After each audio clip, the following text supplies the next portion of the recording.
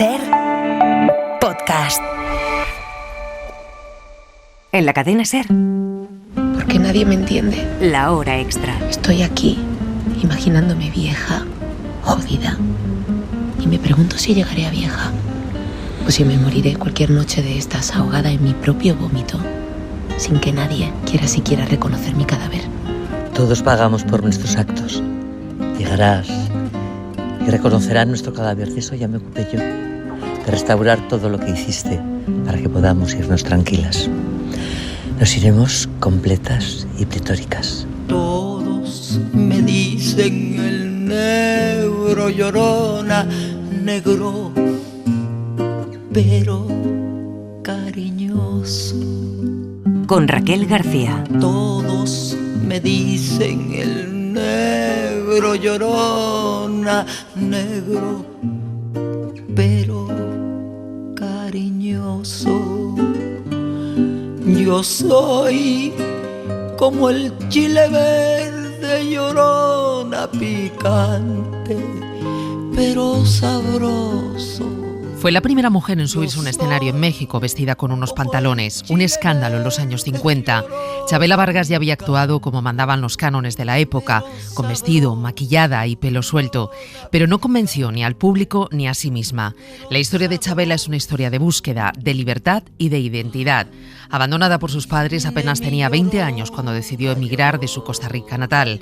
Fue México el país que la acogió y allí donde comenzó a cantar, donde amó, bebió y se retiró. Ay, de mi llorona, llorona. La voz áspera de la ternura, decía de ella Pedro Almodóvar, una historia que ahora se sube a las tablas del teatro de la mano de la directora argentina Carolina Román y que interpretan 6 actrices.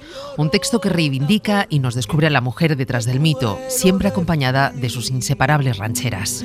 Tápame con tu rebozo, llorona, porque... Nos acompañan la directora y una de las actrices de Chabela, Carolina Román, Luisa Gabasa. Bienvenidas a La Hora Extra. Muchas gracias. Bien hallada. Menudo reto poneros al frente de este proyecto, ¿no, Carolina? Sí, es un reto que no me imaginé en mi vida, porque realmente no lo soñé, no por nada, que nunca tuve el sueño de hacerlo. Y cuando me vino a buscar, porque yo creo que los proyectos te vienen a buscar, ¿verdad, Luisa? Sí, sí. Claro. Me vino a buscar, le puse el pecho a las balas y dije, vamos con valentía, vamos a poner el miedo a favor de la creación y a dejarnos llevar por esta chamana que no sé qué conjuro ha hecho por ahí arriba, por donde esté, pero nos ha reunido a un equipo de lujo, unas actrices maravillosas, con unas voces, bueno, tú que la has oído en aquella presentación, puedes dar fe de la muestra gratis, porque eso fue como un chiquininín, nada. Fue un regalo. Y bueno, estamos muy contentas. Sí, ¿me miras? Pues sí, estamos miro. muy contentas. O sea, primero es un lujo la compañía. Para mí volver al teatro ha sido un regalo de la vida, porque yo llevaba mucho tiempo, demasiado quizá, y eso es el primer regalo que me ha hecho Carolina. Luego ser Chabela Vargas, esa Chabela madura, porque está la Chabela joven, que la hace Paula Iwasaki, está la Chabela mito, que es Marida Rosalén, y luego hay dos, pues Chabela somos todas, 2 actrices maravillosas. Laura Porras y Raquel Varela. Sí.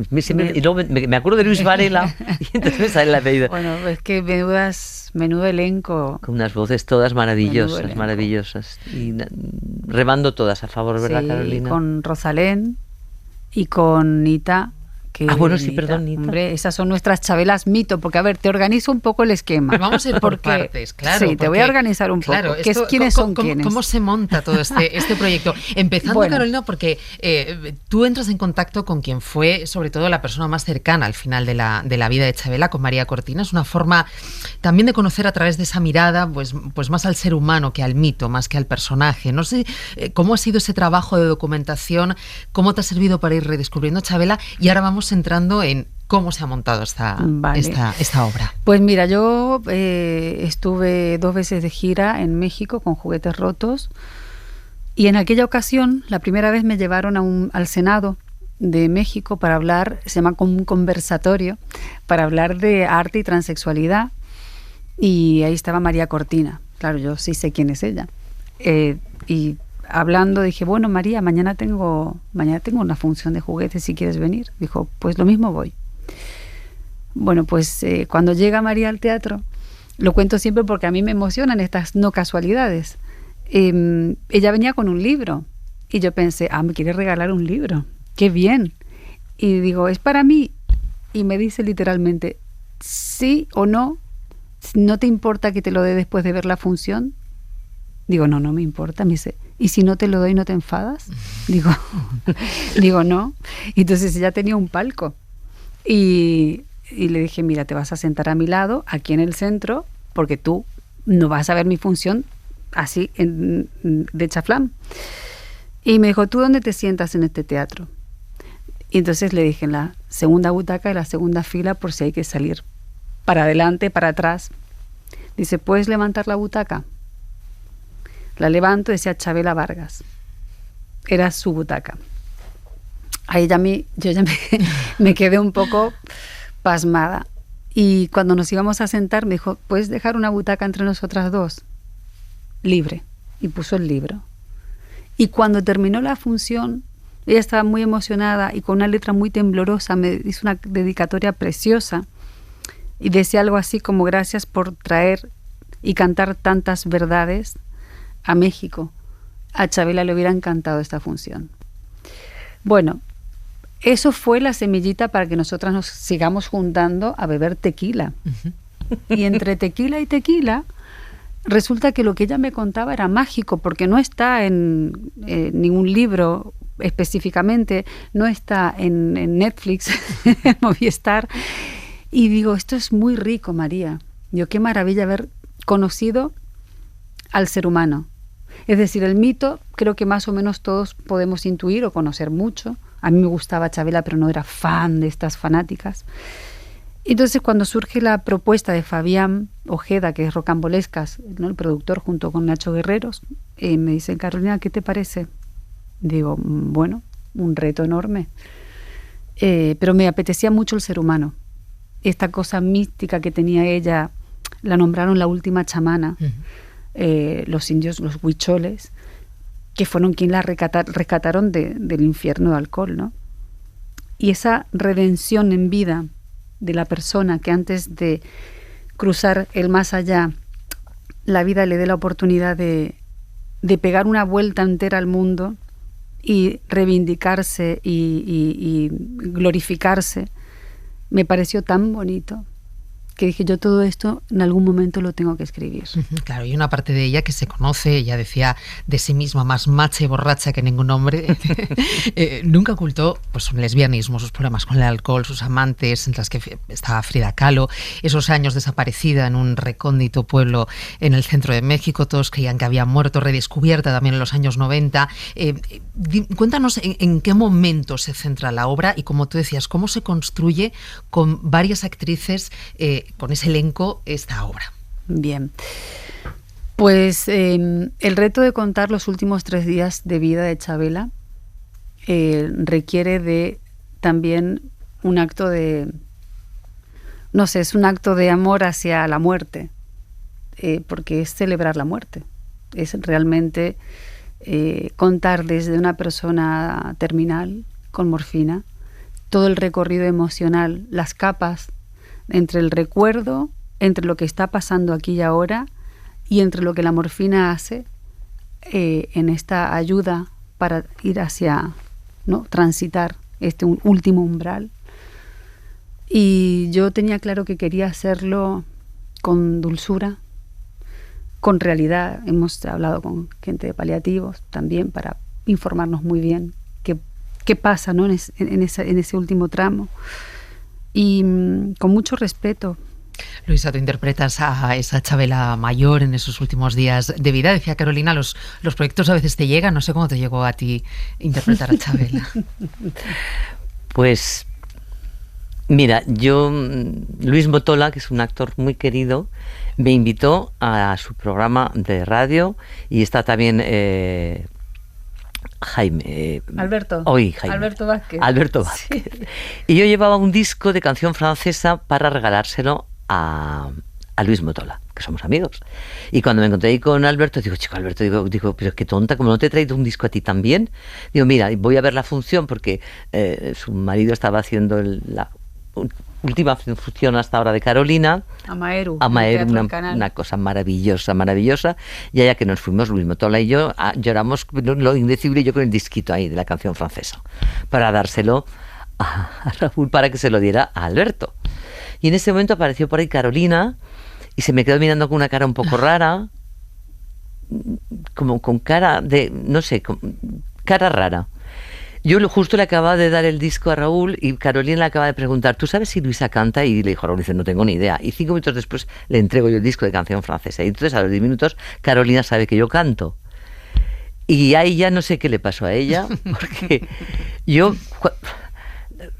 La primera vez fue un intento, luego no fallaron cosas, yo dejé ya ese proyecto en el olvido. Era un monólogo que fue un acto fallido. Sí. Que al final, pues con el Teatro Español no lo quisieron. Eso es una historia muy larga y es otro melón, que en algún momento me encantará abrir, porque no soy nada conforme con muchas cosas, muchos manejos de los teatros públicos. Pero bueno, ya me invitarás y hablaremos de ello. Por supuesto. Pero yo le doy las gracias porque jamás hubiera llegado a este proyecto con Luisa. Digo, esta es mi apuesta.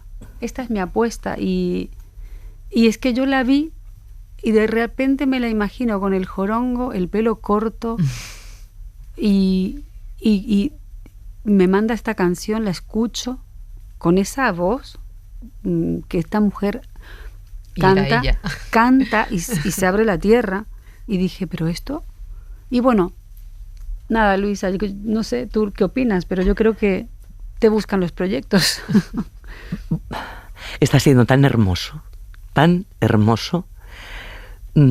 Solamente ya en los ensayos yo llego a casa absolutamente feliz, cansada, lógicamente. Yo no tengo 50 años, ni siquiera 60, pero está valiendo tanto la pena, valga la expresión, porque está siendo hermoso. Hemos formado un equipo estupendo, donde nadie va, todas vamos a favor de obra, no hay ninguna tontería, no hay ningún estrellismo, nada. Ahí estamos 6 mujeres, como dicen ahí, batiéndonos el cobre para que esa Chabela brille con la luz que tiene que brillar. Entonces es muy emocionante. Y a mí, como actriz, que voy a cumplir 74 años el 8 de abril, lo digo para que así se acuerdan, me felicitan, el enfrentarme a la muerte, pues es todo un proceso importantísimo. Claro, conecta también un poco con un momento vital, ¿no? Claro que yo ahora tengo un nieto de 7 años y le pido muchas veces a la vida, le pido vida a la vida para verlo convertirse en un adolescente. Entonces, claro, de pronto esta función te pone ante todas esas cosas, el miedo, la muerte, el irte, el saber irte, el haber dejado atrás una buena estela, una buena herencia de amor hacia los tuyos. Todas estas cosas bullen ahí con Chabela. The plot begins with you and me in dark lit rooms. Si quieres un milagro, hazlo tú, escribió Buero Vallejo hace 75 años en su estreno en el Teatro Español de Madrid, con una obra en la que el individuo tomaba conciencia de su realidad. Historia de una escalera, 3 generaciones de varias familias, 3 momentos en la primera mitad del siglo XX que nos muestran sus sueños y sus frustraciones y que casi un siglo después nos siguen interpelando. La obra regresa al español en versión de la directora Elena Pimenta. Es una obra con una teatralidad extraordinaria y con una cantidad de personajes que nos muestran vivencias aparentemente muy sencillas, pero lo que hemos podido entender nosotros en nuestra propuesta es que tienen una hondura y una complejidad especial. Buero mira hacia un lado al que prácticamente, al que el arte y el teatro no estaban mirando, hacia el lado de las personas humildes, de sus realidades sencillas, pero tremendamente duras en lo que él llama la edad del dolor, ¿no? Esa época del año 49, la posguerra española y la dictadura. Hemos querido, como él, siguiendo su estela, como él, presentar esa parte oscura de la vida, esa parte de sueños frustrados y la esperanza que él también plantea a lo largo de la obra por medio del conocimiento de las torpezas humanas. Sí, hay un tema a lo largo de toda la obra que subyace, que es el tema del no futuro, es esa sociedad que está muy, muy gastada, muy cansada, y pareciera que, bueno, resuenan ideas de los precios de la luz, lo difícil que es independizarse, lo difícil que es salir de ese lugar al que está uno abocado, es decir, esa metáfora del inmovilismo al que estamos abocados por las dificultades y por las opciones individuales, por las dificultades exteriores, pues es algo que tiene resonancia en el hoy. La hora extra.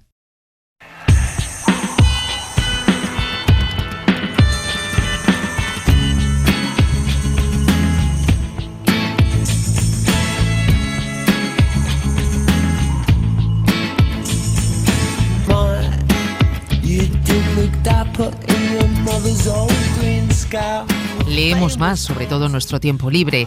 Esta semana hemos conocido los datos del último barómetro de la lectura que nos sitúa en un buen momento, sobre todo para los jóvenes, que leen 10 puntos por encima de la media.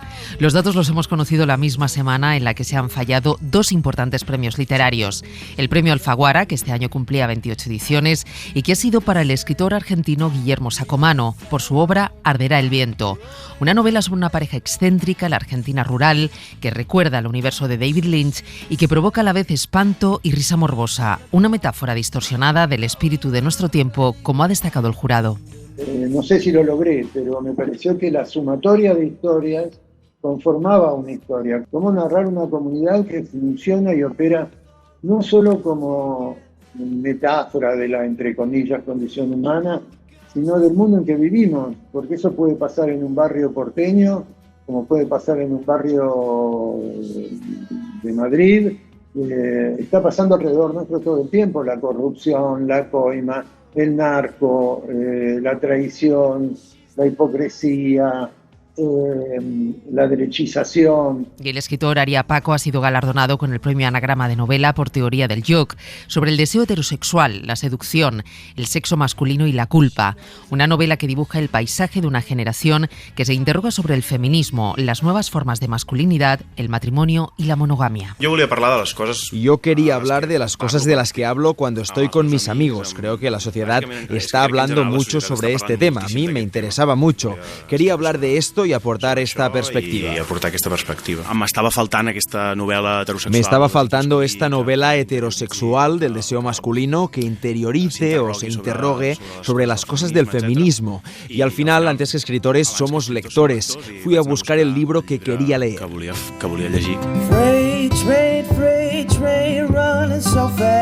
Entre las novedades editoriales destacamos esta semana a la artista estadounidense Rachel Eliza Griffiths, que acaba de presentar en España con Random House su debut de la novela, Promesa, una conmovedora historia sobre el racismo en la sociedad norteamericana desde la segunda mitad del siglo XX.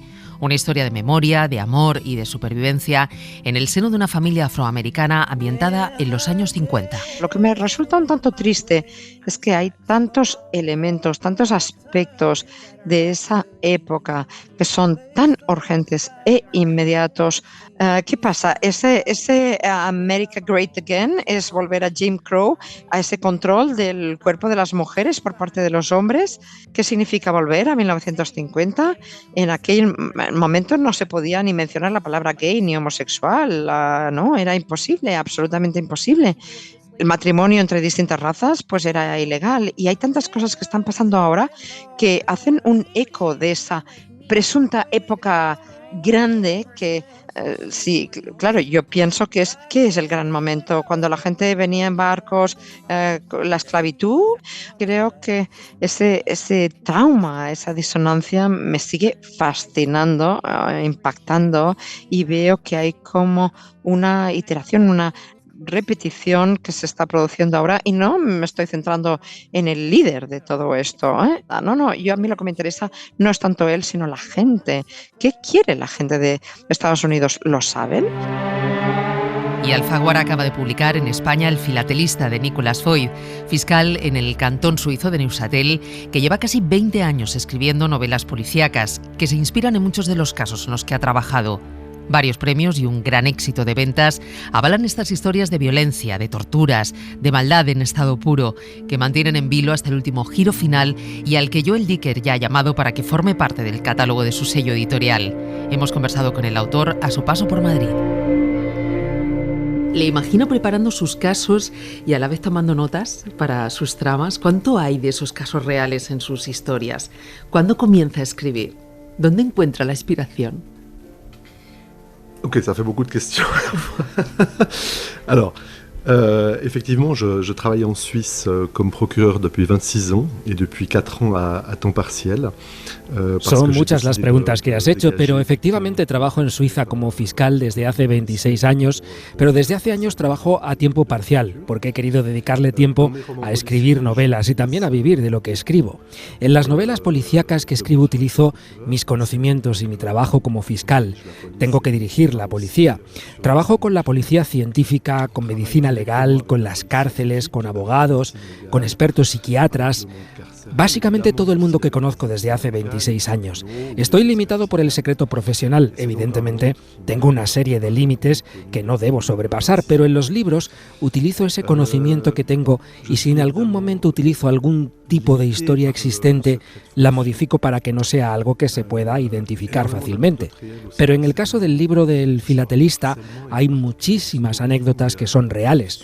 Especialmente las que tienen que ver con la policía de Ginebra. Pero también está la historia de acoso contra Verónica. El argumento principal es bastante ficción, es bastante cinematográfico. Bueno, sus novelas tienen muchísimo éxito. Dice Jon Esbo, uno de los autores de thrillers más vendidos, que son historias con mucho tirón entre el público, porque en el fondo tratan de lugares seguros, donde los crímenes se acaban resolviendo y donde la armonía y el orden prevalecen. No sé si está de acuerdo con esta reflexión. ¿Cuál es la receta del éxito para estas novelas? Alors oui, moi je suis un fan de romans policiers, thrillers depuis l'âge de 15 ans. Et ce qui m'intéresse en particulier, c'est les rebondissements finaux. Tengo que decir que soy fan de este tipo de novelas policíacas y de los thrillers desde que tenía 15 años. Y lo que me gusta muchísimo son los giros finales. Si viendo una película o leyendo un libro adivinas el final, a los 10 minutos de empezar a leerlo o a los 10 minutos de empezar a verla, pierde bastante interés. Tal vez a veces en algunas obras el interés sea el ambiente general, no esa sorpresa o ese giro final. Pero realmente no es mi estilo predilecto. Necesito un twist, ese giro final, para que tenga más interés. Es verdad, admito que en El filatelista no está el giro más excepcional que haya escrito.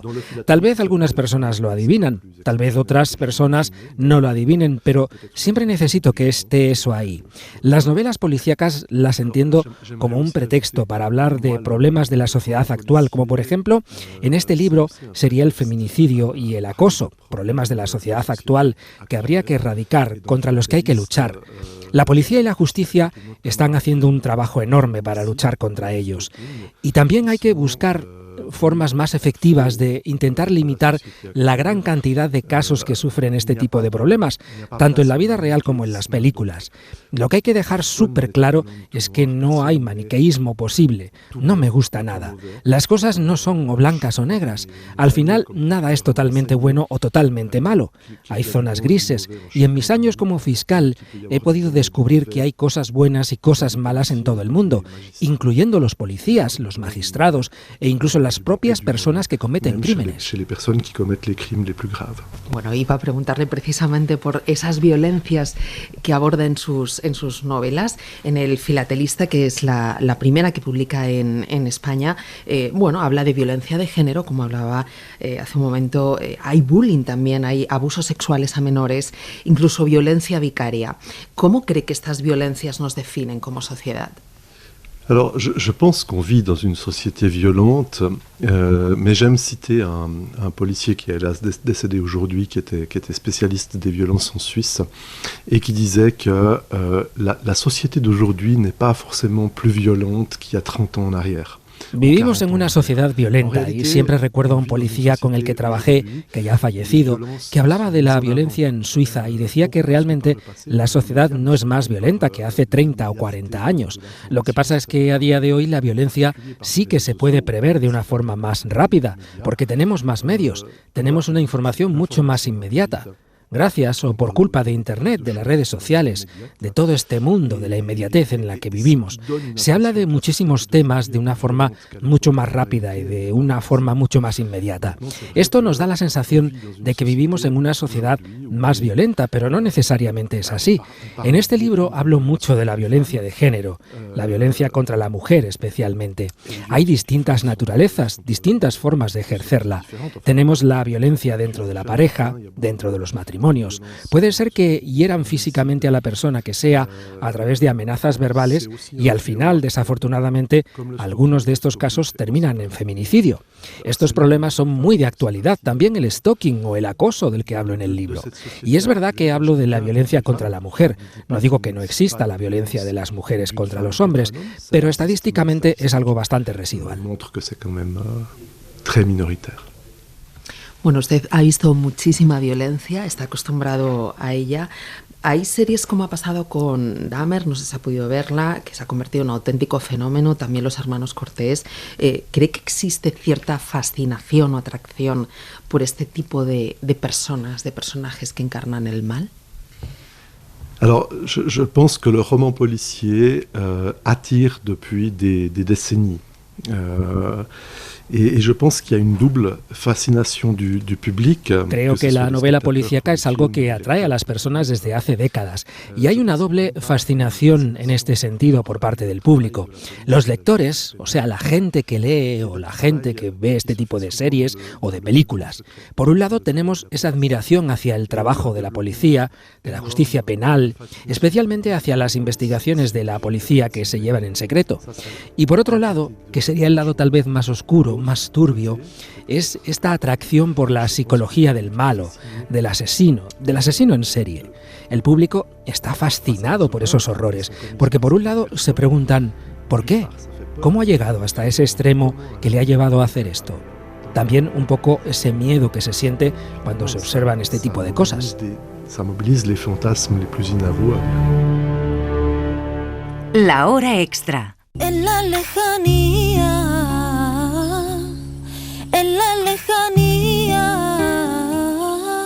me dio por recordarte y el corazón me dolía.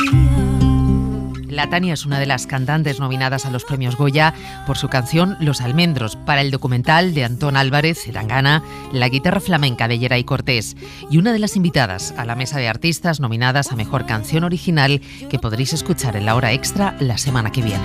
Y dicen que no es época de que florezcan los almendros. Yo saco disco ahora el día 24 de enero.